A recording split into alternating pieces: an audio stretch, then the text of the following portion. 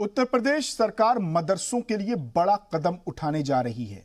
जराये के हवाले से मिल रही खबर के मुताबिक उत्तर प्रदेश मदरसा एजुकेशन काउंसिल की कामिल और फाजिल की डिग्रियों को अंडर ग्रेजुएट और पोस्ट ग्रेजुएट की हैसियत दी जाएगी। मदरसों की डिग्रियों को संस्कृत स्कूलों में चलने वाले कोर्सेज की तर्ज पर मंजूरी दी जाएगी। अभी सिर्फ मुंशी, मौलवी और आलिम को ही हाई स्कूल और इंटर की हैसियत हासिल है। कामिल और फाजिल की मंजूरी ना होने के सबब इसे पास करने वाले नौजवान इस डिग्री का कोई इस्तेमाल नहीं कर पाते थे। आज इसी पर बात करेंगे, सवाल करेंगे कि अब तक इन कोर्सेज को मंजूरी क्यों नहीं मिली और अब ऐन वक्त पर यानी 4 साल गुजर जाने के बाद सिर्फ 1 साल इंतखाबात को रह गए हैं, तो क्या उसको देखते हुए ये फैसला लिया गया है? इस फैसले के पीछे की वजहों पर हम सवाल करेंगे और उसके जवाब तलाशेंगे, लेकिन उससे पहले देख लेते हैं ये खास रिपोर्ट।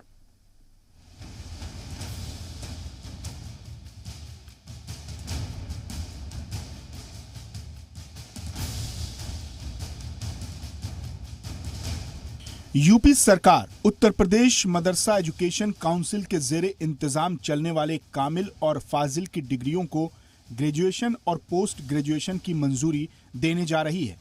इन्हें संस्कृत पाठशालाओं में चलने वाले निसाब की तर्ज पर मंजूरी दी जाएगी।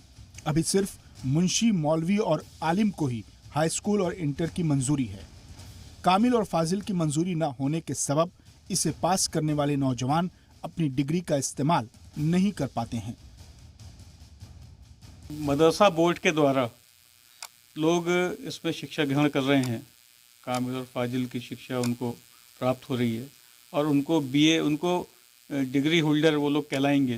तो ये बहुत बड़ा उनके लिए ये तरक्की का रास्ता है और नौकरियों में भी इस चीज़ का उनको फ़ायदा मिलेगा। तो मैं इसके लिए सब जो अल्पसंख्यक समुदाय से संबंधित जो बच्चे इसमें एजुकेशन प्राप्त करेंगे उनको बहुत बहुत शुभकामनाएं, बहुत बधाई देता हूँ। योगी सरकार ने मदरसा के तलबा के मफादात को देखते हुए सरकारी मदरसा बोर्ड के कामिल और फाजिल निसाबों को आला तालीम से मंजूरी दिलाने की तैयारी शुरू कर दी है। जिस तरह संस्कृत पाठशालाओं के इम्तिहानात और दूसरे सारे कामकाज संस्कृत विश्वविद्यालय वाराणसी के जेर इंतजाम होते हैं, उसी तरह अरबी और फारसी जबान की कामिल और फाजिल के इम्तिहानात और मंजूरी लखनऊ के ख्वाजा मोइनुद्दीन चिश्ती यूनिवर्सिटी से दिलाने की कवायद शुरू हो गई है। देखिए, मान्यता मिल जाए, मैंने कहा ना, अगर खुलूस नियत से है तो स्वागत योग्य है, लेकिन अगर नियत इसमें कुछ और है तो हम कुछ नहीं कह सकते इसके बारे में। ये मान्यता दें कि जिस तर्ज पे भी दें, अगर मान्यता मिल जाती है तो अच्छी बात है। उत्तर प्रदेश मदरसा एजुकेशन काउंसिल ने इसकी तजवीज़ सरकार को भेज दी है। इसमें कामिल को यूजी और फाजिल को पीजी की मंजूरी देने की बात है। अभी कामिल और फाजिल की डिग्रियां सिर्फ मदरसों में टीचर्स भर्ती के लिए ही काम आती हैं।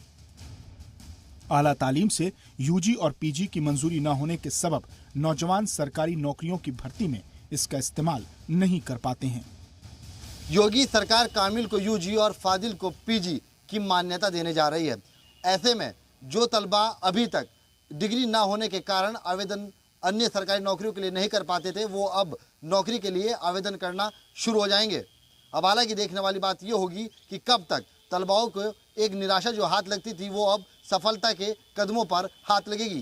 कैमरा पर्सन शानवान नकवी के साथ सैयद अब्बास अली, जी मीडिया, मुरादाबाद। और इस अहम मौजू पर बात करने के लिए हमारे साथ मौजूद हैं उत्तराखंड मदरसा बोर्ड के साबिक चेयरमैन मौलाना जाहिद रजा रिजवी साहब, समाजी कारकुन, मशहूर आलिम दीन मुफ्ती शमून कासमी साहब। हम दोनों मेहमानों का इस्तकबाल करते हैं और पहला सवाल मैं शमून कासमी साहब से करूंगा। शमून कासमी साहब, वज़ीर आज़म का जो एक नारा था, बहुत पुराना नारा, कि हम मदरसे के तलबा और मुसलमानों के हाथों के एक हाथ में कुरान और एक हाथ में कंप्यूटर देखना चाहते हैं, तो वो कहीं ना कहीं सादिक साबित होता नजर आ रहा है। यस बिल्कुल।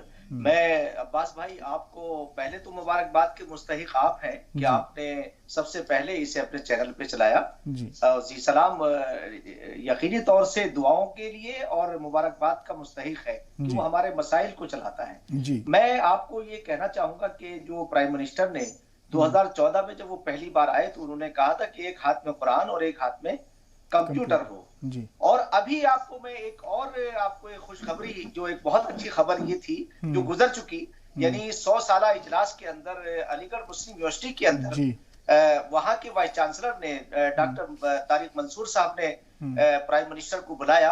मैं उन्हें भी मुबारकबाद देता हूं इसके लिए कि उन्होंने प्राइम मिनिस्टर का खिताब वहां कराया, और प्राइम मिनिस्टर ने जो अपनी बात कही है वहां, जिस तरह से पूरे आलम में पूरी दुनिया में उसका मैसेज गया है, मैं ये कहने में हक बजानिब हूं कि जब योगी जी आए थे तो मैंने ये कहा था कि योगी जी और मोदी जी ये दोनों अच्छा काम करेंगे। अगर हम जायजा लेते हैं पिछले 70 सालों का, तो 54 साल एक बड़ी पार्टी ने सरकार चलाई, वहां इसके अलावा कुछ नहीं था कि लॉलीपॉप थे और एक एक छोटे छोटे कमरों के अंदर पूरे मंत्रालय चल रहे थे।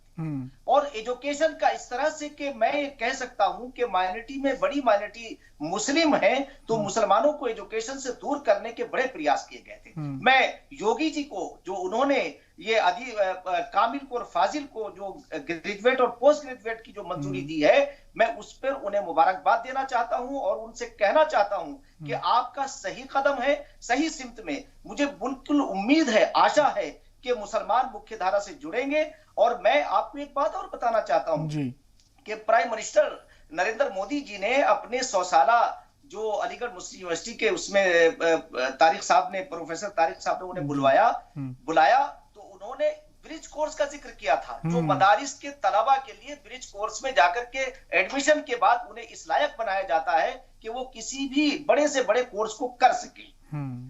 मैं आज इसके ऊपर मुझे बहुत खुशी है। और अब्बास साहब, मैं यकीनी तौर से कि नहीं है ना उम्मीद इकबाल अपने कश्ती वीरा से, जरा नम हो तो ये मिट्टी बड़ी जरखेज है साकी, इसके अच्छे असरात आएंगे। और आज मुसलमानों के उन बच्चों को और खासतौर से मदारिस से जुड़े हुए जो मदारिस के हमारे फुजला हैं, उन्हें बहुत अच्छा मौका मिलेगा और उन्हें इसका फायदा उठाना चाहिए। मैं एक बार फिर आपके जरिए से योगी जी को बधाई देना चाहता हूं कि उन्होंने यह अच्छा कदम। ठीक है मौलाना साहब। मौलाना जाहिद रजा रिजवी साहब, उत्तर प्रदेश सरकार का ये कदम, अब इस पर तो कोई शक नहीं होना चाहिए, शुभा नहीं होना चाहिए, इसको इस निगाहों से तो नहीं देखना चाहिए, एक बेहतरीन पहल है। अब्बास मेहदी साहब, जैसा कि हमारे मोहतरम फाजिल दोस्त मुफ्ती शमून कासमी साहब ने आपको खराज तहसीन पेश किया, मैं भी आपको बहुत मुबारकबाद पेश करता हूँ कि हमेशा मिली मसाइल पर आप पहल करते हैं और इस तरह के मसाइल पर आप बहुत बेबाकी के साथ अपना मौक़िफ़ रखते हैं और मिल्लत इस्लामिया को आगाह करते हैं। तो मैं अपनी बात इस शेर से शुरू करूंगा कि मैं मुसव्विर हूँ, मेरे फन का तकाजा ये है कि मुझको दुश्मन की भी तस्वीर बनानी होगी। जाहिर है कि मदारिस इस्लामिया की एक तारीख है और माजी अगर देखा जाए तो वो अजीम शान किरदार और वो अजीम शान तारीख के हामिल है मदारिस इस्लामिया, जंग आज़ादी से लेकर अब तक। यही मदारिस थे कि जिन फारिगीन ने, जिनके उलमा ने इस मुल्क की आज़ादी में अहम रोल अदा किया, कुर्बानियाँ दी। 18,000 और मुख्तलिफ रवायतों से कसीर तादाद में उलमा किराम ने इस मुल्क की आज़ादी की खातिर कुर्बानियाँ दी, फांसी के फंदे चूमे, जहाँ में शहादत नोश किया। तो इनके का बहुत किरदार है, इनका बहुत रोल है और इनकी बड़ी अहमियत है। आज देर से सही, लेकिन अगर उत्तर प्रदेश के वजीर आला जनाब योगी साहब ने ये ऐलान किया है तो खैर मकदम है उसका और बहुत ही सराहनीय है, क्योंकि अच्छी चीज को अच्छा कहा जाए, ये मेरा मजहब भी मुझे इसकी तालीम देता है, मेरे पैगंबर की भी तालीम है। लेकिन मैं ये बात अर्ज कर दूं कि इससे भी मुंशी और मौलवी के जो इम्तिहानात हैं उत्तर प्रदेश में, उनको हाई स्कूल की हैसियत हासिल, हाई स्कूल के वो मसावी हैं। ये कामिल फाजिल के जो मसावात हैं वो इम्तिहानात होते हैं, इनको भी देश के अलावा भी कुछ यूनिवर्सिटियों ने इनको भी तस्लीम किया और इसके बिहाफ पर तलबा ने BA में किया है। लेकिन इसको बाज़ाब्ता तौर पर अब उत्तर प्रदेश सरकार अगर इसका नोटिफिकेशन करने जा रही है और इसका गजट जारी करने जा रही है तो ये बहुत महत्वपूर्ण कदम है और बहुत सराहनीय है। यकीनी तौर पर मदारिस अरबिया के लोगों को इसका फायदा पहुंचेगा, तलबा को इसका फायदा पहुंचेगा। और वजीर आजम का जो हमारा नारा है कि एक हाथ में कंप्यूटर एक हाथ में कुरान को देखना चाहते हैं, तो यकीनन कहीं ना कहीं इसका फायदा होगा और इससे मदारिस के तलबा उलमा की हौसला अफजाई होगी और उसको उनको रोजगार से और माशी एतबार से भी कहीं फायदा होगा। इसलिए देर से सही, लेकिन ये काम अगर पहले होता सरकार आने के बाद, वही सवाल वही है उसका। मुफ्ती शमून कासमी साहब से उसका जवाब लेंगे। शमून कासमी साहब, अभी तक कामिल और फाजिल की डिग्री को मंजूरी क्यों नहीं दी गई थी ग्रेजुएशन और पोस्ट ग्रेजुएशन के इक्विवेलेंट? देखिए अब्बास भाई, हमें इसे भी तामीरी तौर से, पॉजिटिव तौर से लेना चाहिए कि अगर उन्होंने आते ही कोई काम नहीं किया तो इसका मतलब ये नहीं कि वो करना नहीं चाहते। नहीं, पिछले सिर्फ 4 सालों की बात नहीं सर, पिछली सरकारों की भी बात है। हाँ, देखिए मैं यही बात कहना चाहूंगा, ये बात बिल्कुल क्या बात अब्बास भाई, देखिए अब्बास भाई, जो योगी जी ने जो कदम उठाया, उन्होंने ये बात हमेशा कही है कि भाई हम बगैर भेदभाव के काम करते हैं। देखिए जितनी भी योजनाएं आई हैं उस पे कहीं कोई भेदभाव नजर नहीं आता, बल्कि हमें नजर आता है कि जो उसकी प्रायोरिटी पे आता है, जो उसे वो तरजीह देते हैं। और वो तो जैसे अभी पिछली सरकारों के बारे में अगर हम विश्लेषण करें कि भाई 54 साल तक हमने उन्हें बगैर आंख बंद कर वोट दिया, उनके ऊपर भरोसा किया, और उन्होंने आखिर इन तमाम चीजों को क्यों नहीं समझा? क्या योगी जी ने जिस चीज को तरजीह दी है, और उन्होंने मुसलमानों के इन मसाइल को विशेषकर, क्योंकि मदारिस में जो है वो मुसलमानों के बच्चों ही पढ़ते हैं, उन्होंने अगर ये काम किया है तो मैं तो ये कहता हूं कि पूरी कौम की तरफ से उनका स्वागत होना चाहिए। और लेकिन मुफ्ती शमून कासमी साहब, लोग सवाल उठा रहे हैं कि बीजेपी के कुछ बड़े लीडरान हैं, कुछ वजीर हैं, वुज़रा हैं, जो वक्तन फ़वक्तन मदरसों पर सवाल उठाते हैं, दहशत गर्दी से मदरसों को जोड़ते हैं। कहा जाता है कि मदरसे जो हैं वो दहशत गर्दी की गंगोत्री हैं, ये भी कहा यह गया कि मदरसों में दहशत गर्दी की तालीम दी जाती है। कभी ये कहा गया कि मदरसों को भगवा रंग से रंग दो, उनके बच्चों को उसी रंग का लिबास पहनाओ। इस तरह के जब सवाल उठते हैं तो लोग उस पर भी शक करते हैं और सवाल उठाते हैं और अफसोस का इजहार करते हैं। हाँ अब्बास साहब, देखिए मैं इस बारे में आपको बताऊं कि इससे हमें बिल्कुल विचलित होने की जरूरत नहीं है। परिवार के अंदर पार्टी बड़ी चीज है, जैसे भाजपा एक बड़ी पार्टी, उसमें अलग अलग किस्म के लोग होते हैं, मगर मेन बात हम इस पर आते हैं कि हमारे, देखिए जब भी हमारे प्रधानमंत्री यानी नरेंद्र भाई मोदी जी ने जब भी कोई बात कही, मैं फिर एक बार फिर अलीगढ़ ही ले जाना चाहूंगा, क्योंकि मैं अलीगढ़ कोर्ट में वहां हूँ। तो मैं आपको ये बताऊं कि उन्होंने अलीगढ़ मुस्लिम यूनिवर्सिटी के बारे में जो अलग अलग लोग बात कहा करते थे, तो उनकी बात कलादम हो जाती है, खत्म हो जाती है जब कोई बड़ा जिम्मेदार आदमी कोई बात कहता है। यानी प्राइम मिनिस्टर ने हमेशा, गृह मंत्री हो, प्राइम मिनिस्टर हो, उन्होंने हमेशा जो है वो मदारिस को सराहा है और मुसलमानों की खिदमत को सराहा है, ऐसा नहीं है। और अगर कोई इधर उधर की कोई बात ऐसी कोई कह दे तो उस पर हमें भी नाराज नहीं होना चाहिए, बल्कि हमें पॉजिटिव अपना रिएक्शन देना चाहिए। मैं ये बात इसलिए कह रहा हूं कि मैं अपनी कौम से एक दरखास्त करना चाहता हूं कि वो विश्लेषण करें 70 सालों का। 70 सालों में आपने जिस तरह से एक पार्टी विशेष को आपने वोट दिया या अन्य पार्टियों को भी वोट दिया, उन्होंने आपको हाशिए पे ला कर रख दिया, कभी आपके मसाइल को समझा नहीं। आज अगर आपके मसाइल को समझने की तरफ वो सरकार जा रही है जो वोट बैंक में विश्वास जिस पर वो सरकार जी बिल्कुल, जिस सरकार पर अक़लियतों को नजरअंदाज करने का इल्जाम लगता है, उस सरकार में अगर ये पहल हो रही है तो वो काबिल तारीफ है, उसका खैर मकदम होना चाहिए। मैं जाहिद रज़ा रिजवी साहब से यही सवाल करूंगा कि इस सरकार पर ये इल्ज़ाम लगते रहे हैं कि ये अल्पसंख्यकों को, अक़लियतों को नज़रअंदाज करती है, लेकिन मेरा सवाल ये है कि पिछली सरकारों में क्या मदरसे के तलबा, मदरसे के असातिज़ा के मसाइल, उनकी तनख्वाह के मसाइल, मदरसों की तालीम के मसाइल, मदरसों की जदीदकारी के मसाइल, इन सब को नज़रअंदाज किया गया? अब्बास साहब, अमल और रद्द अमल, जवाब और उसका जवाब, ये कोई दलील नहीं हुई। पिछली सरकारों ने यकसर मदारिस को नजरअंदाज किया है, फरामोश किया है, उनके लिए कुछ नहीं किया। तो मैं बहुत अदब से, हजरत मुफ्ती साहब मेरे बड़े मोहतरम दोस्त भी हैं, मैं उनसे ये एक सवाल भी करूंगा, क्योंकि ये कोई दलील नहीं हुई। हमारे भाजपा के अक्सर साथी और अहबाब ये दलील पेश करते हैं कि पिछली सरकारों ने ऐसा किया, हमने ऐसा किया। अगर पिछली सरकार ने ऐसा किया तो अवाम ने उनका मकाम दे दिया और इसीलिए आपको लेकर आए।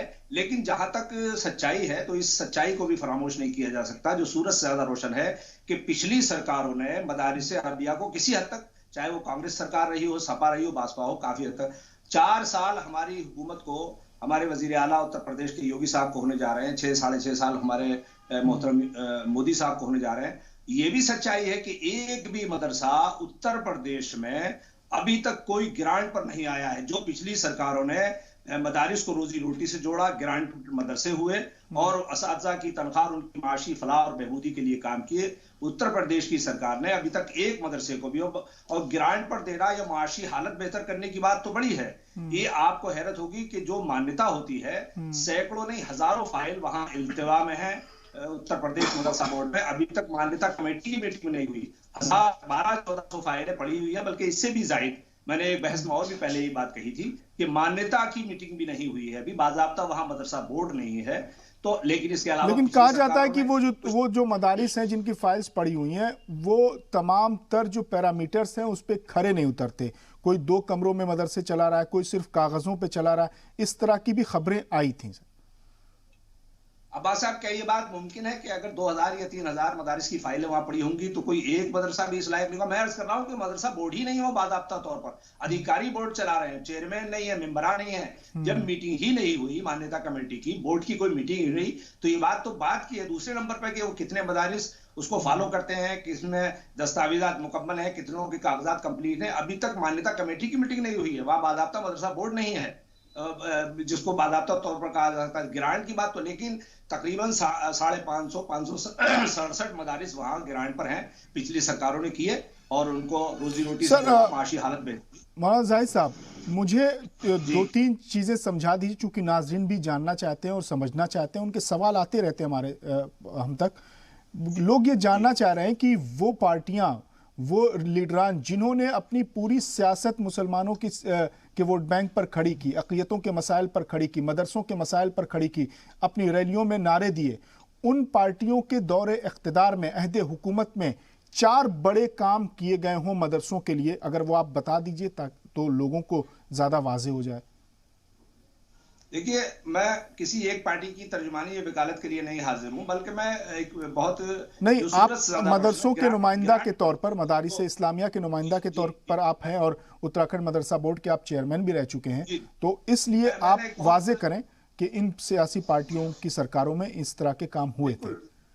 देखिए, खामियां रही होंगी और रही हैं, इसमें कोई शक नहीं। चूंकि मदरसों के वो हुकूक और वो उनको हुकूक मिलना चाहिए था, जो नाम नेहाद सेकुलर जमातें थी, वो नहीं मिला। लेकिन इसके बावजूद भी तकरीबन 600 मदारिस को ग्रांट पर लाना, ये किन हुकूमतों ने किया? वो कौन हुकूमत की? 600 मदारिस 20 लोगों का स्टाफ देना, वो पे स्केल देना जो गवर्नमेंट स्कूल और कॉलेजों का है, ये किन हुकूमतों ने किया? इसके अलावा पैरा टीचर, SPQM वगैरह, SPQM जब तकरीबन 2009 में जब हिंदुस्तान में UPA सरकार थी, हर मदरसे को 2-3 टीचर फराहम किए और तौर पर अब तकरीबन 5 साल होने जा रहे हैं जब से मोहतरम वजीर आजम तशरीफ लाए हैं और NDA की सरकार बनी है।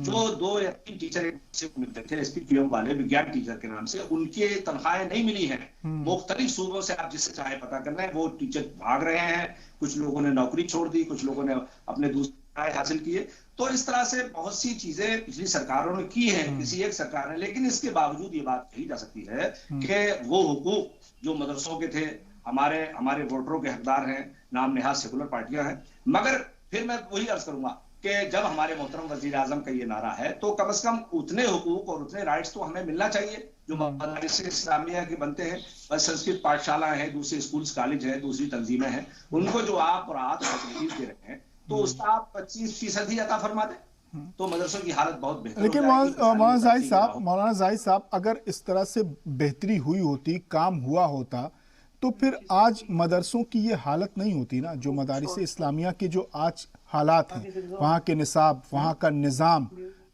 सबसे ज़रूरी है निज़ाम तालीम क्या है, मदरसों के तलबा के हालात क्या हैं, आप शायद बेहतर जानते होंगे। जी बिल्कुल, मदरसे बिल्कुल आप सही फरमा रहे हैं। देखिए, निज़ाम तालीम तो मदारिस में मुरत्तब है, चूंकि जो मदरसे इस सतह के हैं उसमें बाकायदा 3 ग्रेड, तहतानिया, फौकानिया और आलिया। तो जो मदारिस इस ग्रेड के हैं, इस मेयार के हैं, बाकायदा तौर पर वहाँ निज़ाम तालीम है और दरसे निज़ामी उसको कहा जाता है। चूंकि अव्वलीन मकसद मदारिस के क़याम का शुरू ही से ये रहा कि वहाँ एक अच्छा आलिम बनाया जाए। लेकिन कोई मदरसा भी ऐसा नहीं है आज की तारीख में कि जिन मदारिस में असली तालीम न दी जाती हो और मदारिस के तलबा को असली तालीम से वाकिफ न कराया जाता हो। तो मदारिस में निसाब तो मुरत्तब है और वो है दरसे निज़ामी, उसमें बाकायदा 10 साल में 8 साल में, 10 साल में, 12 साल में आलिम फाजिल बनते हैं। तो वो निसाब तो मुकम्मल है। अगर मदरसा है आलिया सतह का है तो उसमें उसमें कोई इफर्ट की गुंजाइश नहीं है। वो तमाम मदारिस में बिला किसी तफरीक मकतब फिक्र उन मदारिस में वो निसाब मुकम्मल है और मुरतब है, वही निसाब पढ़ाया जाता है। अब इसके अलावा असली तालीम तो चूंकि आपको इल्म है कि 550 मदारिस हैं उत्तर प्रदेश में। इसके अलावा जो मदारिस हैं वो अवामी ताउन से, फितरे ज़कात से, खैरात से, लोगों के अतियात से चलते हैं। तो दूसरी तालीम को राइज करने में और दूसरी तालीम को देने में यकीनी तौर पर वसाइल की जरूरत है, असबाब की जरूरत है, असातिज़ा की जरूरत है, कमरों की जरूरत है। ये तमाम जरूरतें हैं और ये वसाइल हैं। इसलिए वहां कहीं ना कहीं फुकदान है जिनको वो उस मैयार पर नहीं ला पाए और उस ढांचे को नहीं मुकम्मल कर पाए और कौमी धारे में एक तरह से वो दूरी रही। लेकिन इसके बावजूद दौरे हाजिर में तमाम मदारिस के लोग आज जिस मदरसे में भी, चाहे वो तहतानिया का हो, फौकानिया का, आलिया का हो, अरबी तालीम के साथ, दरस निज़ामी के साथ साथ असली तालीम का निफाज है वो हत्तल मकदूर पूरी तौर पर कोशिश कर रहे हैं। लेकिन मैं फिर अर्ज करूंगा कि जब वसाइल नहीं होते, चूंकि कौमी ताउन से, फितरा और ज़कात से चलने वाले मदरसे यकीनन वो खुद मुख्तार नहीं होते, इतने वसाइल उनके पास नहीं होते, इसलिए कहीं ना कहीं वो मजबूरियां होती हैं। ठीक है मोहन साहब, एक सवाल और है। मदरसा एजुकेशन काउंसिल की जानिब से जो मुंशी, मौलवी और आलिम की तालीम दी जा रही है, या फिर कामिल और फाजिल की, इनकी जो तालीम है उसकी जो क्वालिटी है, जिसे क्वालिटी एजुकेशन कहते हैं, इस मेयार की है कि वो जदीद तालीम के इस दौर में, इस होड़ में वो अपने आप को खड़ा कर लेंगे और तमाम जो कॉम्पिटिशन्स होगा उसमें वो क्वालिफाई करेंगे?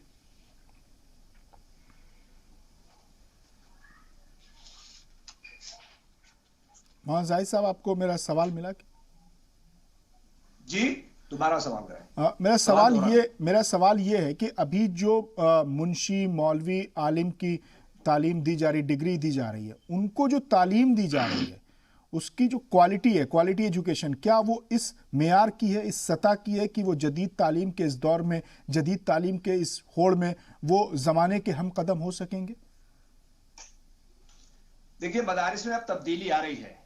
अब माशाल्लाह उस सब की तैयारी हो रही है और बाज़ाब्ता तौर पर नदवा, मुबारकपुर जामिया अशरफिया और दूसरे जो हमारे बड़े इदारे उत्तर प्रदेश में हैं उनसे फारिग होने वाले उलमा और तलबा जो है वो दूसरे इम्तिहानात में भी शामिल हो रहे हैं और डॉक्टर बन रहे हैं और पीएचडी कर रहे हैं, आईएएस पीसीएस में भी वो लोग शामिल हो रहे हैं। हमारे बाबूजाद भाई हैं, बीयूएमएस है, उसके बाद वो मदरसे से पहले फाजिल हुए, उसके बाद उन्होंने तालीम हासिल की तो वो गवर्नमेंट में प्रोफेसर है। इस तरह बहुत सी तफसीलात पेश की जाती हैं। लेकिन इसमें भी अब्बास साहब कहीं ना कहीं चूंकि ये चीजें अब हो रही हैं और मैं तमाम हुकूमतों को जिम्मेदार मानता हूं, अगर यही चीजें जो मदारिस के मुंशी और मौलवी करने वाले तलबा, अगर उनको भी अज इब्तदा उनकी मार्कशीटों को, उनकी असनाद को रोजी रोटी से जोड़ा जाता तो मैं समझता हूं कि काफी हद तक मुस्लिम कौम के मसाइल हल होते, उलमा की बदहाली और बदमाशी खत्म हो जाती। तो इसलिए, लेकिन जहां तक सलाहियत और काबिलियत का मामला है तो मदारिस में अब बाकायदा तौर पर उनको तैयार किया जा रहा है और बहुत से मदारिस के लोग अब कंपटीशन में बैठे हैं। जी बिल्कुल, यहाँ वक्त हो गया एक ब्रेक का। मैं आपका एक जुमला है वो आपने बदहाली के साथ बदमाशी कहा है, माश वो बदमाशी सुनाई दे रहा है, तो मैं उसको लोगों को, नाजरीन को ये वाज़ेह कर देना चाहता हूँ। बदमाशी यानी तंगहाली, तंगदस्ती। मौलाना शमून कासमी साहब भी हमारे साथ लगातार बने हुए, उनसे भी बहुत सारे सवाल करेंगे, उनसे जवाब जानेंगे, लेकिन यहाँ वक्त हो गया एक मुख्तसर से वक्फे का। वक्फे के बाद जब लौटेंगे तो कई सवाल और करेंगे।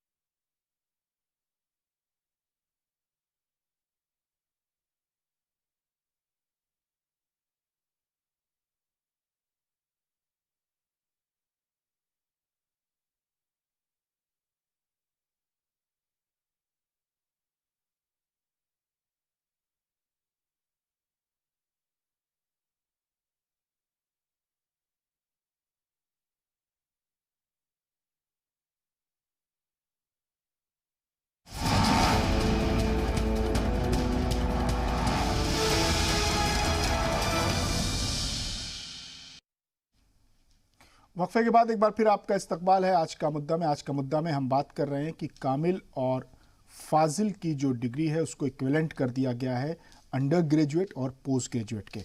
इस पर बात करने के लिए हमारे साथ बहुत ख़ास मेहमानों का पैनल मौजूद है। मौलाना शमून कासमी साहब भी हमारे साथ लगातार बने हुए, मौलाना जाहिद रज़ा रिजवी साहब भी हमारे साथ हैं। शमून कासमी साहब, लोग कह रहे हैं, हमने जब ये इस खबर पर हमने मुरादाबाद के जो MP हैं ST हसन साहब, उनसे जब रद्द-ए-अमल जानना चाहा, उनके तासुरात, उनके नज़रिए, उनके ख़यालात इस पर जानने चाहे, तो उन्होंने सवाल किया। उन्होंने कहा कि ठीक है, ये कदम है तो इसका इस्तकबाल करते हैं, लेकिन पिछले कई महीनों से मदरसा मॉडर्न टीचर्स की तनख्वाह रुकी हुई है, उसके लिए सरकार काम करे। तो लोग लगातार ये सवाल कर रहे हैं कि उन असातिज़ा किराम को तनख्वाह कब मिलेगी। नहीं, देखिए, ये दो चीजें अलग अलग हो गई ना अब्बास साहब। उनकी जो सैलरी का मामला है वो ये नहीं कि किसी एक डिपार्टमेंट की बात है, बहुत सारे डिपार्टमेंट में देर सवेर होती रहती है, मगर इसका ताल्लुक इन डिग्रियों को की मंजूरी से नहीं है। नहीं, लेकिन क्योंकि मदरसों की बात है, तलबा की बात है, असातिज़ा की बात होगी तो फिर निज़ाम पर बात की, तालीम पर बात की, निसाब पे बात की, तो तनख्वाह पर भी बात होगी ना सर। सवाल तो उठेंगे जब इस तरह के नहीं, वो बात में आपकी दुरुस्त है, जिस पैराए में जो बात आप कह रहे हैं, मतलब, मगर मैं ये बात कहना चाहता हूं कि इन डिग्रियों से, इनकी मंजूरी से उनकी सैलरी से कोई ताल्लुक नहीं बनता है। मैं ST हसन साहब से कहना चाहूंगा कि वो एक वो पार्लियामेंट के अंदर है और दूसरे की एक समझदार आदमी है, तो उन्हें ये चाहिए कि उन्हें तो खुले दिल से इस्तकबाल करना चाहिए। और उन लोगों ने जिनसे वो जुड़े हुए हैं, उन्होंने कहा, उन्होंने हमारे साथ बातचीत के दौरान उन्होंने कहा कि हमने पार्लियामेंट में मदरसों के असातिज़ा किराम की तनख्वाह का मुद्दा उठाया था, तो कुछ महीनों की तनख्वाह मिली, फिर रुक गई।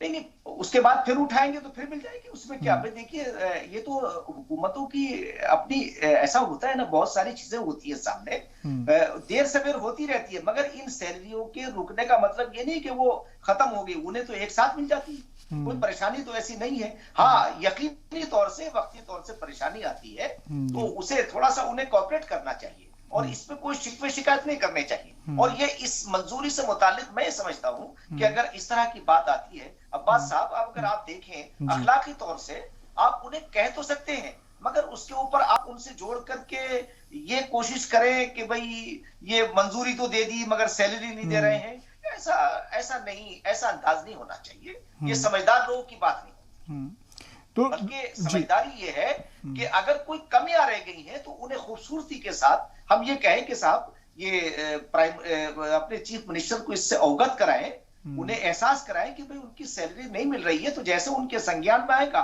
मुझे पूरी उम्मीद है कि कोई भी शासक जो है वो अपने कर्मचारी हैं उनकी समस्याओं से वो वाकिफ होने चाहिए और उन्हें वाकिफ कराना चाहिए, तो यकीनी तौर से उनकी सैलरी मिलेगी।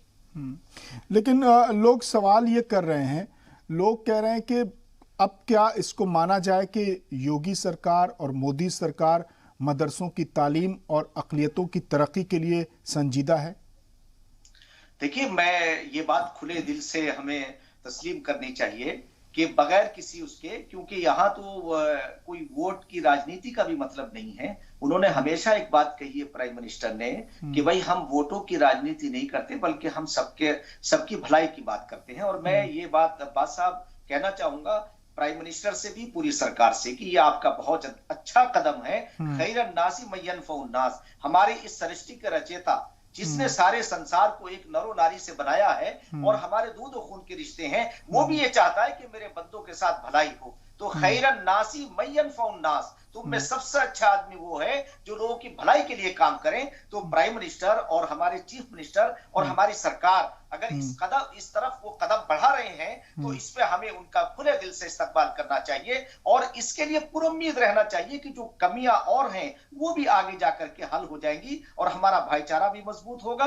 क्योंकि पिछली सरकार ने, मैं ये बात कह सकता हूं, सरकारों ने जिस तरह से मुसलमानों को खास तौर से ऐसा उन्हें डरा करके या उन्हें गलतफहमियों में मुब्तला करके जिस तरह से माहौल बनाने की कोशिश की थी, मैं आज ये बात उसके साथ ये बात कह सकता हूं कि उस तरफ हम चले हैं कि जहां हमारी दूरियां कम होंगी, हमारी गलतफहमियां दूर होंगी, और जिस दिन गलतफहमियां हमारी दूर हो जाएंगी तो मैं आज ये महसूस कर रहा हूं कि प्रधानमंत्री का और चीफ मिनिस्टर का मुसलमानों के प्रति उनका इस तरह से उनका जो रुझान है, जो उनका रवैया अब शुरू हुआ है, वो बहुत इस्तकबाल के लायक है और हमें पूरे मुसलमानों को पुरुम्मीद होना चाहिए। और मैं मुसलमानों से एक अपील करना चाहूंगा कि हमें अपनी दूरियों को कम करना चाहिए और अखलाक का बर्ताव करना चाहिए, अपनी अखलाक की हालत। लेकिन अच्छा शमून कासमी साहब, लोग सवाल करते हैं दूरियां कैसे कम होंगी, सरकार में मुसलमानों की नुमाइंदगी है ही नहीं, तो फिर दूरियां कैसे नजदीकियों में तब्दील होंगी, ये भी लोग सवाल करते हैं। हाँ बस अब वो भी धीरे धीरे इंशाल्लाह, मुझे उम्मीद है कि जहां इतने मसाइल हमारे करीब आए हैं, तो मैं पूरी उम्मीद हूं कि ये सारी चीजें भी, ये मसाइल भी हमारे हल होंगे और हमारी मुनासिब नुमाइंदगी भी हमें मिलेगी। वो उसका देखिए, सरकार में से जुड़े हुए लोग नहीं बल्कि पार्टी से जुड़े हुए लोग एक बात कहते हैं कि भाई अभी समाज को, हमारे समाज को खास तौर से भ्रमित कर रखा है। अगर कोई आदमी, मान लीजिए अगर कोई भाजपा से टिकट लेकर के आए, तो क्या आप ईमानदारी के साथ बात कह सकते हैं कि उन्हें हम 100% वोट करते हैं? मैं समाज से ये चाहूंगा कि तमाम पार्टियों को आपने देखा है, आप भाजपा या जो प्राइम मिनिस्टर की जो स्कीमें हैं उन्हें भी आप अच्छी नजर से देखिए और अपनी दूरियों को कम करने का प्रयास कीजिए। अब समाज के अंदर जाइए, अगर समाज में कहीं हमारे प्रति कोई गलतफहमी है तो उसे दूर करने की कोशिश करनी चाहिए और हमें ऐसे हालात नहीं बनाने चाहिए कि जिससे और हमारी जो दूरियां बढ़े, बल्कि कम होनी चाहिए। ऐसा शमून कासमी साहब, लोग कहते हैं कि एक तरफा इजहार मोहब्बत से थक चुके हैं। नहीं, ऐसा नहीं है, एक तरफा नहीं है ये मामला। देखिए, मैं ये बात कह सकता हूं अब्बास साहब, क्योंकि मेरा अनुभव 30 साल का है।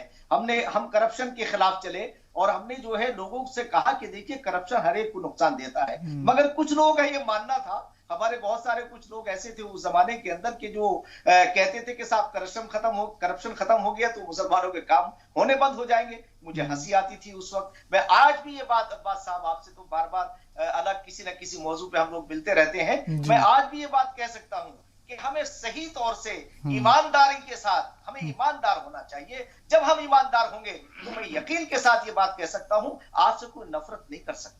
आप नफरत करने के लायक नहीं है। हमें अपनी कमियों को दूर करना चाहिए।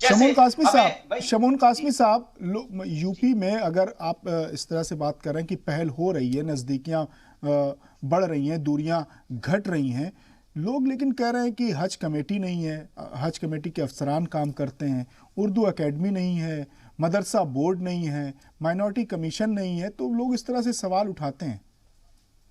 नहीं, देखिए ये बात ठीक है कि उसमें कुछ इल्तवा हो रहा होगा।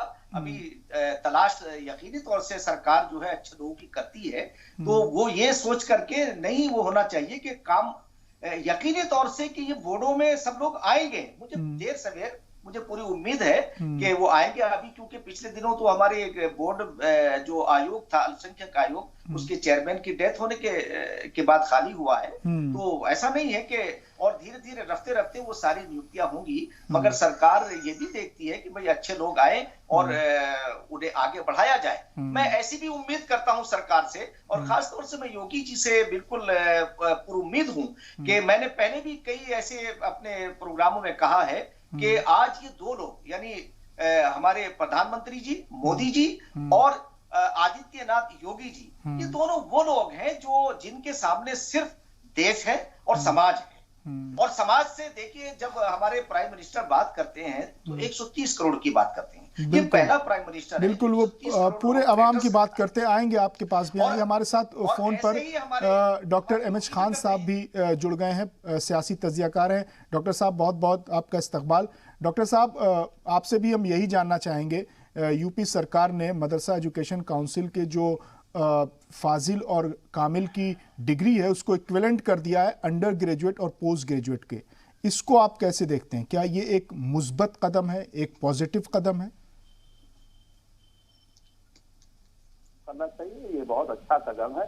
इसका हर तरह से हर वो से इसका स्वागत करना चाहिए कि ये जो चीजें बहुत अच्छी हुई थी वो अब मंजूरी मिल गई है। और इसमें अब ये असल चीज ये है कि जो मदरसे में बच्चे पढ़ते हैं, ज्यादातर मदरसों में देखिए कुरान हिफ्ज़ कराया जाता है और उसमें अरबी की तालीम दी जाती है, उसमें उर्दू की तालीम दी जाती है।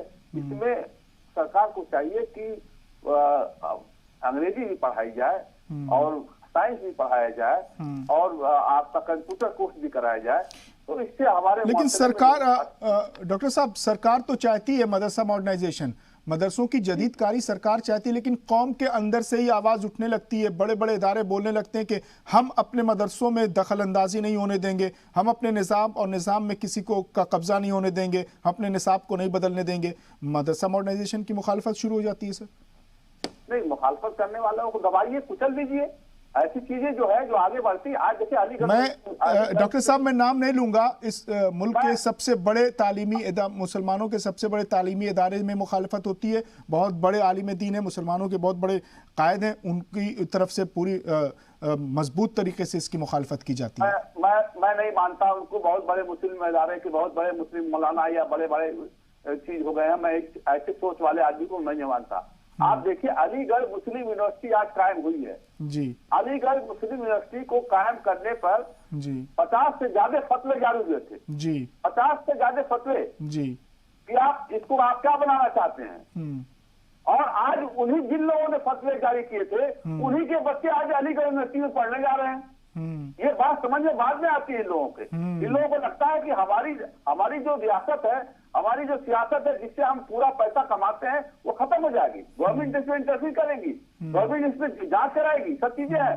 देखिए, देश की आजादी से पहले जब अंग्रेजों ने कलकत्ते में जी कदम रखा, तो उन्होंने देखा कि हाँ, उन्होंने कहा कि हम अंग्रेजी पढ़ाना चाहते हैं। तो दुनिया भर के धर्माचार्यों को बुलाया, हिंदुओं के धर्माचार्यों को बुलाया, और मुसलमानों के 800 मौलवी वहां इकट्ठा हुए। और हिंदुओं के धर्माचार्यों ने कहा कि ठीक है, हमें अंग्रेजी पढ़ाइए, हम पढ़ना चाहते हैं। लेकिन मुसलमानों के मौलवियों ने कह दिया कि नहीं, हमारा तो दीनी खतरे में है। हाँ, मुसलमानों ने नारा दिया कि अंग्रेज से भागो, अंग्रेजी से भागो। जी, अंग्रेजी से भागो, अंग्रेजी भागो। आज अंग्रेजी से पढ़ाने के लिए यही मौलाना, यही लोग आगे बढ़ के अपने बच्चों को इंग्लैंड और कहाँ भेज रहे हैं।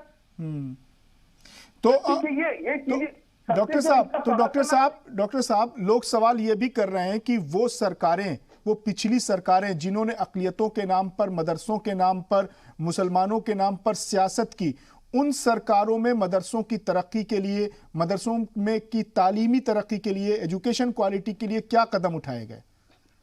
नहीं, मैं तो देखिए, बीएसपी की सरकार, जब मायावती की सरकार थी, उस वक्त मायावती जी ने उर्दू, अरबी, फारसी यूनिवर्सिटी बनाई। ये किसी सरकार ने पूरे हिंदुस्तान में किसी स्टेट में नहीं बनाई। उर्दू फारसी यूनिवर्सिटी लखनऊ में कायम की गई। तो ये बड़ा कदम था मुसलमानों के हक बच्चों के लिए, और ये बड़ा कदम है। इसको आगे नहीं बढ़ाया गया, और लोग सरकारें जो आई उसको आगे नहीं बढ़ा सकी। नहीं बढ़ाने से तो नुकसान तुम्हारा हुआ। अब आप इमाम बनाना चाहते हो, तो इमाम बना के कौम को आप बंदर बनाना चाहते हो। इमाम बन के आदमी कितना 1200 रुपये से 1600 रुपये तक खा पाएगा, ना बीवी का खर्च चला पाएगा, ना अपना खर्च चला पाएगा, ना माँ बाप कर पाएगा। लेकिन डॉक्टर साहब वही इमाम आपकी क़यादत करेगा, वही इमाम आपको नमाज पढ़ाएगा, वही इमाम जुमे में खुतबा देगा जो आपको सही राह दिखाएगा। ये भी तो सोचिए कि मदरसों में अगर तालीम, वही इमाम डॉक्टर भी बन सकता है, वही इमाम साइंटिस्ट भी बन सकता है, वही इमाम आपका जो रहनुमा बन सकता है। आप एक काम क्यों कर लेना चाहते हैं इमाम से? लेकिन से रहनुमाई भी कराइए, उसको तालीम में दिलवाइए, उससे साइंस का भी काम लीजिए, वो डॉक्टर भी बन सकता है। लेकिन डॉक्टर साहब अगर हमारे समाज का आलम यह है कि हमारे समाज में अगर कोई इमाम पैंट शर्ट में आ जाए तो उस पर लोग तंज करने लगते हैं, कोई अगर सियासत में आ जाए तो उस पर लोग कहते हैं कि देखिए मौलवियों के सियासत कर रहे हैं। आप बड़ी अच्छी बात करें कि एक इमाम बेहतरीन साइंटिस्ट हो, डॉक्टर हो, सियासतदान हो, लेकिन समाज से, कौम से ही उसकी तनकीद शुरू हो जाती है, उसका बाइकआउट शुरू हो जाता है। तो ये कोई नई बात नहीं अब्बास साहब, ये कोई नई बात नहीं है। हुजूर सल्लल्लाहु अलैहि वसल्लम के जमाने में कितने लोगों ने हुजूर सल्लल्लाहु अलैहि वसल्लम को बाइकाट करना शुरू कर दिया था, कितने लोगों ने बाइकाट करना शुरू कर दिया था। तो वो जमाना और था, वो लोग और थे, और हुजूर तो और थे ना सर। सच्चाई का होता है जी, सच्चाई का होता है, उसी की जीत होती है। ठीक है सर, अपनी कुर्सी संभाल रहे हैं, इनकी कुर्सियों को हिलाना चाहिए, इनको कुर्सियों को कस के हिलाना चाहिए, इसमें पानी डालना चाहिए जो कौम के दुश्मन बने बैठे हैं। क्यों नहीं हमारा हाफिज और मौलाना क्यों नहीं हमारा डॉक्टर बन सकता है जी क्यों नहीं? आप देखिए कितने मुल्कों में हाफिज और मौलाना डॉक्टर है, ऑपरेशन कर रहे हैं, आंख का ऑपरेशन कर रहे हैं, आंखों का ऑपरेशन कर रहे हैं। इस तरह क्यों नहीं पढ़ना चाहते हैं? हुजूर सल्लल्लाहु अलैहि वसल्लम ने कहा था कि तालीम हासिल करने के लिए चाइना अगर जाना हो तो चाइना जाइए, तो चाइना में कोई मदरसा नहीं करना है। उस हदीस को भी तो ज़ईफ करार दे दिया गया सर उस हदीस को भी ज़ईफ करार दे दिया गया है कि ये मोतबर और ऑथेंटिक हदीस नहीं है। इसको भी, इस पर भी, इस हदीस पर भी बहस है सर। ये जो लोग कहते हैं वो गलत कहते हैं, ये जो लोग कहते हैं वो गलत कहते हैं। ठीक है सर, आप बने रहिए हमारे साथ। एक वक्फे का वक्त हो गया, वक्फे के बाद आएंगे तो हम अपने सवाल जवाब जारी रखेंगे। जल्द हाजिर होते हैं।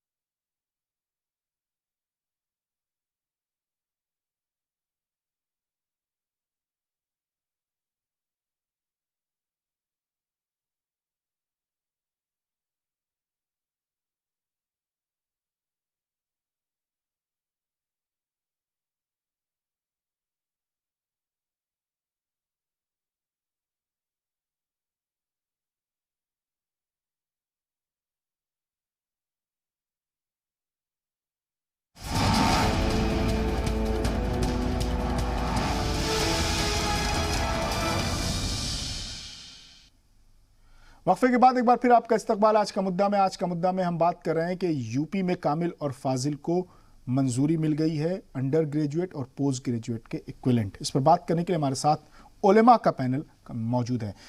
मैं जाहिद रज़ा रिजवी साहब से जवाब जानना चाहूँगा। अभी डॉक्टर एम एच खान साहब ने बहुत अहम बात की, एक बात बहुत अहम की कि जिन मदरसों के उलेमा ने सर सैयद पर फतवे लगाए थे, 50 से ज़्यादा फतवे आए थे, उन्हीं के बच्चों ने अलीगढ़ मुस्लिम यूनिवर्सिटी में जदीद तालीम हासिल की। अब्बास साहब, दौर बदलता है, हालात और तकाजे बदलते हैं। उस जमाने के उलमा ने, हो सकता है वो भी तमाम ने नहीं, बल्कि कुछ उलमा ने सर सैयद की तहरीक की मुखालफत की थी और यकीनी तौर पर उसको फरामोश नहीं किया सकता। लेकिन आज उलमा भी और मदारिस के जिम्मेदारान भी जदीद तालीम को अपने यहाँ राइज किए हुए हैं। वो अपने बच्चों को भी और मदारिस के तलबा उलमा को भी उस तालीम से। लेकिन जाहिद साहब, कहाँ मदरसा मॉडर्नाइजेशन की तो सख्त मुखालफत हुई थी सर। नहीं, मैं अर्ज करूं, देखिए मदरसा, फिर वही बात आएगी कि जब आप वसाइल फराहम नहीं करेंगे मदरसों की, पहले वो तो समझिए ना, मदरसों की जो माली पोजीशन है वो, मैं साथ ही साथ उस जुमले की भी जरा वजाहत कर दूं, वो माश से मेरी मुरादी कहीं गलतफहमी ना हो जाए, बद इक्तिसादी, बदहाली और माश से एतबार था। लेकिन मैं अर्ज ये कर रहा हूं कि जदीद कारी और मदरसा कोई मुखालफत नहीं कर रहा है। सवाल ये कि जो उनके महदूद वसाइल हैं, जो असातिज़ा की तनख्वाह, तलबा के अखराजात, हॉस्टल के अखराजात, उस महदूद वसाइल में अगर आप और सब्जेक्ट जोड़ेंगे और टीचर्स को जोड़ेंगे और स्टाफ को जोड़ेंगे तो कहीं ना कहीं उनको माली दुश्वारियों का सामना। यानी मैं इसको मानूं कि दारुल देवबंद मदरसा मॉडर्नाइजेशन के हक में है। मैं उन बड़ी दरसगाहों की बात नहीं करता, वो उनका अपना एक सेक्टर है, वो बड़े लोग हैं क्या उनके, लेकिन जिस जमाने में सेंट्रल मदरसा बोर्ड की मुखालफत हो रही थी, दिल्ली के जिन शख्सियात का, जिन इदारों का जिक्र किया, उस वक्त भी एक बड़ा तबका वो था, मारा शरीफ के, मुबारकपुर के लोग और उलमा अहले सुन्नत, तो बड़ी तादाद में उलमा थे जिन्होंने सेंट्रल मदरसा बोर्ड की हिमायत की थी और वो चाहते थे कि मदरसा बोर्ड बनने से, मदरसा बोर्ड की तफसील से उस वक्त दो हिस्सों में पूरे मदरसे के उलमा और तमाम मुल्क के उलमा किराम इस मौजू को लेकर बटे हुए थे। मैं उसमें नहीं जाना चाहता। अलग अलग नजरियों और फिरकों के बीच ये लड़ाई हो गई थी कि कह रहे थे कि एक फिरका मदरसा मॉडर्नाइजेशन की बात कर रहा है और एक फिरका उसकी मुखालफत कर रहा है। जी जी हाँ, लेकिन कसरत ये थी और कि उसका जो एक दलील पेश की थी कि जो मुख्तलिफ सूबों में हिंदुस्तान के मदरसा बोर्ड कायम हैं और उन मदरसों में जिन मदरसों को ग्रांट हासिल है, जिन जो मदरसे ग्रांट पर हैं, जिनको रजिस्ट्रेशन है, जिनको मान्यता हासिल है, वो भी कसीर तादाद में उसी मकतब फिर के मदारिस है। मैं उसमें भी नहीं जाना चाहता, लेकिन मेरा अर्ज करने का मकसद ये है कि आज आप किसी मदरसे का भी सर्वे कराएं, वसाइल शर्त है। अभी मुफ्ती साहब कह रहे थे कि चंद महीनों की तनख्वाह चंद महीनों की नहीं रुकी है, वो 5 साल होने जा रहे हैं। पैरा टीचर थे, विज्ञान टीचर के नाम से, और कसीर मदरसों की वो उसमें है, मदारिस के लोगों ने खुदकशी तक की है, वो टीचरों ने छोटे। तो माश तो बहुत चलिए, आज योगी साहब ने काम किया, बहुत अच्छा है, मैं बार बार कह रहा हूँ, उनका इस्तकबाल का है, इससे उनका हौसला भी बढ़ेगा, उस मार्कशीट की एक वैल्यूएशन भी हो जाएगी और मदारिस के तलबा को इसका फायदा पहुंचेगा। लेकिन बुनियादी जरूरत यह है कि आप अपनी स्कीमें नाफिज करने से पहले, जदीद कारी मदरसा मॉडर्नाइजेशन कायम करने से पहले, आप उन मदरसों को उनका हक भी तो दीजिए, वो वसाइल भी तो पैदा करें जो आप दूसरी तंजीमों के साथ, दूसरे हिंदी संस्कृत पाठशालाएं, दूसरे स्कूल, दूसरे मराकिज़, आप उनको जो हुकूक दे रहे हैं, कम से कम अक़लियत के इदारों को, खासतौर पर मदारिस को, आप वो फैसिलिटीज भी तो दीजिए।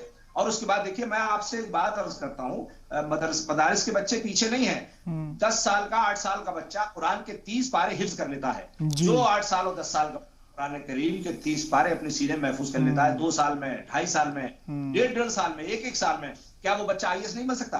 क्या वो बच्चा PCS के कंपटीशन में नहीं बैठ सकता? लेकिन शर्त वही है कि आप वसाइल फराहम करें, आप ठीक है सर, ठीक है सर, ठीक है सर। वक्त चूंकि बहुत कम है, शमून कासमी साहब भी हैं, डॉक्टर साहब भी हैं, छोटे छोटे सवाल लूंगा और उनसे छोटे जवाब जानना चाहूँगा।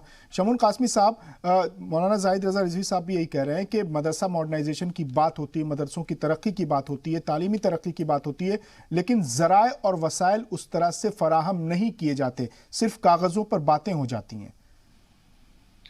नहीं, ये बात अगर वो कह रहे हैं तो मैं ये समझता हूँ कि ज़राए को भी हुकूमत को मुहैया कराना चाहिए और उनकी परेशानियों को भी समझना चाहिए।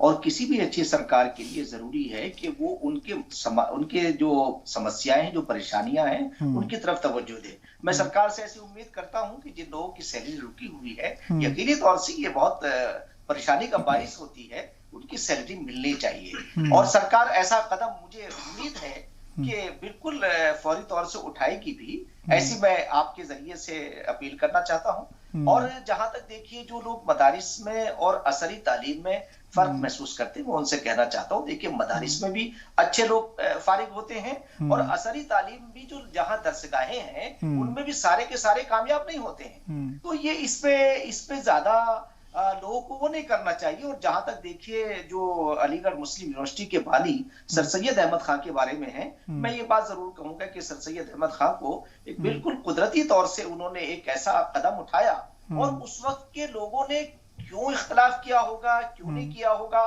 क्या किया होगा, उसे नजरअंदाज करके आज मैं ये समझता हूं कि मैं जब अलीगढ़ मुस्लिम यूनिवर्सिटी जाता हूं, तो मैं तो भाई सबसे पहले सर सैयद के मजार पे पहुंचना और फातिहा पढ़ना, उनकी रूह को सवाब पहुंचाना, ये समझता हूं कि ये मेरा फर्ज है। और तमाम लोगों को हमें अपने इन सारी चीजों में कल क्या हुआ और कल क्या नहीं किया, उसे छोड़ करके हमें आगे बढ़ना चाहिए। और मैं लास्ट में फिर ये बात कहना चाहूंगा अब्बास साहब आपकी मार्फत, कि मुसलमानों को थिंकिंग पॉजिटिव रखनी चाहिए और अपने अखलाक को दुरुस्त करना चाहिए। उनकी गुफ्तगू भी बहुत नरम होनी चाहिए। उन्हें जिस तरह से जहां आ जाते हैं लोग, उसमें नहीं आना चाहिए। मैं ऐसी अपील करना चाहता हूं। मैं तमाम मुस्लिम बिरादरी से, और खासतौर से देखिए अलीगेरियन के बारे में लास्ट में एक बात कहना चाहूंगा मैं, कि अलीगेरियन के बारे में यानी नरेंद्र भाई मोदी जी ने कहा कि ब्रादर, यानी वो पार्टनर का लफ्ज किया। और जब मैं जाता हूं पूरी दुनिया में तो लोग मुझे मिलते हैं और वो कहते हैं कि पार्टनर का जो लफ्ज आता है सामने, तो अलीगढ़ ने बहुत कुछ दिया, वहां की तहजीब और तमद्दुन, तो वहां के स्टूडेंट्स, वहां से इंतजामिया से जुड़े हुए लोग, वहां से ताल्लुक रखने वाले लोगों से ये कहना चाहूंगा कि आप जब कई टीवी चैनलों पे बैठे, तो आपकी जबान और आपके चेहरे से लगना चाहिए कि आप वाकई अलीगढ़ मुस्लिम यूनिवर्सिटी से ताल्लुक रखते हैं। मैं फिर लास्ट में वहां के प्रोफेसर तारिक मंसूर साहब जो वाइस चांसलर हैं, उनकी सराहना करना चाहूंगा कि उन्होंने प्रधानमंत्री ठीक है सर, आज हम बात कर रहे हैं इस पर और डॉक्टर अहमद खान साहब भी हमारे साथ लगातार बने हुए हैं। डॉक्टर साहब, तो क्या ये जो सरकार कदम उठाने जा रही है, कामिल और फाजिल को मंजूरी मिलेगी, तो इसके बाद क्या मान लिया जाए कि अब मुसलमानों की, मदरसों की तरक्की, तहफ़्फ़ुज़ सब कुछ बरकरार रहेगा? नहीं, उम्मीद तो यही लग रही है और ये कदम अच्छा है, इसमें आगे बढ़ने की जरूरत है। और मैं यही कहता हूं कि देखिए, जिस तरह से आप मदरसे कायम कर रहे हैं, बड़े बड़े मदरसे आपने कायम किए हैं, इंग्लिश मीडियम से पढ़ा रहे हैं, आपने कोई मेडिकल कॉलेज क्यों नहीं खोला? आपने इंजीनियरिंग कॉलेज क्यों नहीं खोला? क्यों नहीं? आप अपने हाफिज कुरान को 2 साल में, 3 साल में जो हाफिज हो जाता है, तो उसके बाद उसको यूनिवर्सिटी में डालिए। डॉक्टर साहब, जाहिद रजा रिजवी साहब कह रहे थे कि हम खोल तो सकते हैं, लेकिन हमारे पास रिसोर्सेज नहीं है, जराए नहीं है, वसाइल नहीं है। साहब, रिसोर्सेज तो इतने हैं इनके पास कि जिसका कोई हिसाब नहीं ले सकता है। क्या बात कर रहे हैं जी? रिसोर्सेज तो इतने इनके पास है। आप कौम के बीच से निकलिए, चंदा मांगिए, देख कौन नहीं देता है, कौन नहीं बनाएगा आपको? आप तो कुएं में मेढक की तरह रहना चाहते हैं, आप आगे बढ़ने की कोशिश ही नहीं करते हैं। आप कदम एक बढ़ाइए, लब्बैक करिए, देखिए कौन है आपसे आगे आता है। आप यूनिवर्सिटी कायम करिए, आप मेडिकल कॉलेज कायम करिए, आप इंजीनियरिंग कॉलेज कायम करिए, आप नर्सिंग होम कायम करिए, सारी चीजें आप बनाइए, आप आगे बढ़िए। कौन रोकता है? कोई नहीं रोकेगा आपको। बिल्कुल नहीं तो सरकार भी आपको मदद करेगी कि आप बताइए कितने एकड़ जमीन आपसे ले रहे हैं, कितने एकड़ जमीन में आप लोग मान्यता देने चाहते हैं। सरकार नहीं देगी तो उसको आप सवाल उठा सकते हैं। आपने तो कदम ही नहीं बढ़ाया, एक कदम आगे नहीं बढ़ाया एजुकेशन के मामले में, मॉडर्न एजुकेशन के मामले में। आज मिसाइलें चल रही हैं, आज बम चल रहे हैं, आज गोले बरस रहे हैं, हम कहाँ खड़े हैं, हम कहाँ बैठे हैं? आज गौर फिक्र का मामला यहाँ बनता है। ये नहीं चलेगा काम कि हमारे पास है ही नहीं। ठीक है सर, ठीक है डॉक्टर साहब, हमारा बहुत माजरत चाहूँगा, हमारा वक्त खत्म हुआ। बहुत बहुत शुक्रिया आपका कि आपने अपना कीमती वक्त निकाला। बहुत बहुत शुक्रिया जाहिद रजा रिजवी साहब का, बहुत बहुत शुक्रिया मुफ्ती शमून कासमी साहब का कि आप तीनों मुअज़्ज़ज़ शख्सियतों ने, मुअज़्ज़ज़ मेहमानों ने इस अहम मौजू पर गुफ्तगू की, अपने अफकार, अपने ख़यालात, अपने नज़रियों से लोगों को वाकिफ़ कराया, लोगों से साझा किया। तो आज के मुद्दा में आज के लिए बस इतना ही, लेकिन आप बने रहिए जी सलाम के साथ, क्योंकि जी सलाम पर ख़बरों का सिलसिला लगातार जारी है। सलाम हिंदुस्तान लेकर आ रहे हैं मेरे साथी इमरान खान।